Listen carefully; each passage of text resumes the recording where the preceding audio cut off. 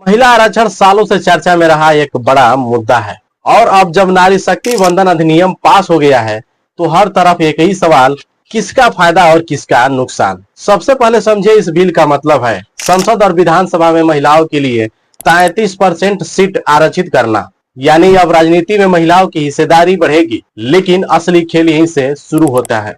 सरकार की तरफ से नरेंद्र मोदी और अमित शाह इस बिल के मजबूत समर्थक रहे। उनका कहना है कि यह महिला शक्तिकरण की दिशा में ऐतिहासिक कदम है। वहीं विपक्ष की बात करें तो राहुल गांधी ने भी इसका समर्थन किया, लेकिन साथ में ओबीसी महिलाओं के लिए अलग से कोटा की मांग उठाई। अखिलेश यादव भी इसी मांग के साथ खड़े नजर आए।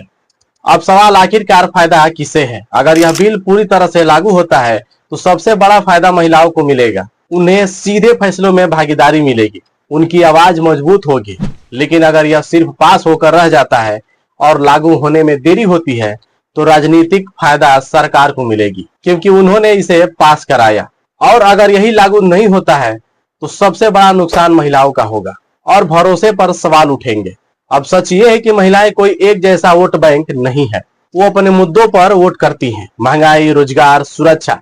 तो असली सवाल आपसे है, क्या यह बिल बदलाव लाएगा या फिर चुनावी वादा बनकर रह जाएगा? तो बहुत सारे लोग आस लगाए बैठे थे कि अगर यह बिल पास होता है तो सबसे ज्यादा फायदा बीजेपी को मिलेगा, लेकिन खेल उल्टा हो गया है। यह बिल पास नहीं हुआ है तो और भी ज्यादा फायदा बीजेपी को होगा, क्योंकि कल तक ये लोग कह रहे थे कि हम इसके समर्थन में हैं। वहीं बीजेपी इसका फायदा उठाएगी इस प्रकार से कि ये लोग विपक्ष में खड़े थे और इसके समर्थन में नहीं थे, केवल हम लोग समर्थन में थे और हमें वोट आप करिए।